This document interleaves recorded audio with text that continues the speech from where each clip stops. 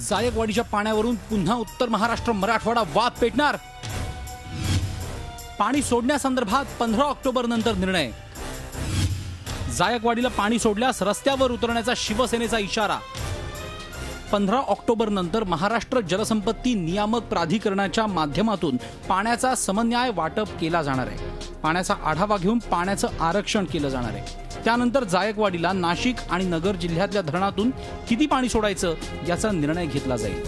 ज्या ठिकाणी पाणी त्या ठिकाणी पाणी दिलं जाईल, परंतु आहे गंगापूरचा प्रश्न आहे, आपल्या परिसरातल्या धरणांचा प्रश्न आहे की त्या ठिकाणी अजूनही पूर्ण क्षमतेने धरणं भरलेले नाहीत। सर्व नियोजन करून आपलं सर्व पूर्ण नियोजन असं की कुठल्या महिन्यात किती पाणी लागतं, किती लागणार आहे, साठा किती आहे आणि हे सर्व बघून त्याचं नियोजन केलं जाईल।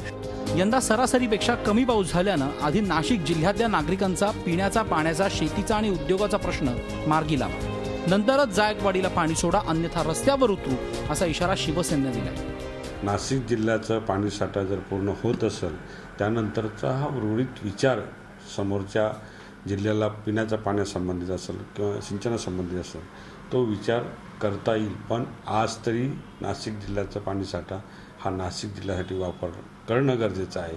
त्यामध्ये नागरिकांनी सुद्धा रस्त्यावर उतरणं गरजेचं आहे आणि शिवसेना निश्चितपणाने या विरोधात भूमिका घेईल आणि रस्त्यावर उतरेल। तर प्राधिकरणाच्या समन्वय वाटप धोरणानुसार जायकवाडीला पाणी सोडावंच लागेल अशी माहिती विषयाचे अभ्यासक व्यक्त करतात। दारणा सिस्टीमचं पाणी हे संपूर्ण कोपरगाव तालुक्या, राहाता तालुक्यामध्ये गोदावरी उजवा आणि डावा कालव्यासाठी वापरलं जातं आणि हे संपूर्ण पाणी ऊस शेतीसाठी वापरलं जातं।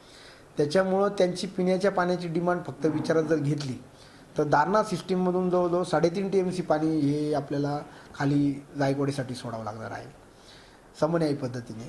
एकीकडे पाण्याचं समन्वयी वाटप करण्यासंदर्भात प्राधिकरण कामाला लागलंय, तर दुसरीकडे हा पाण्याचा मुद्दा कसा पेटवत ठेवायचा याची तयारी स्थानिक पुढाऱ्यांकडून केली जाते। त्यामुळे येत्या 8-15 दिवसात जायकवाडीचं पाणी पुन्हा पेटण्याची चिन्ह निर्माण झाली। Mukul Kulkarni, Zee media, Nashik. Zee 24 तास रहा एक पाऊल पुढे।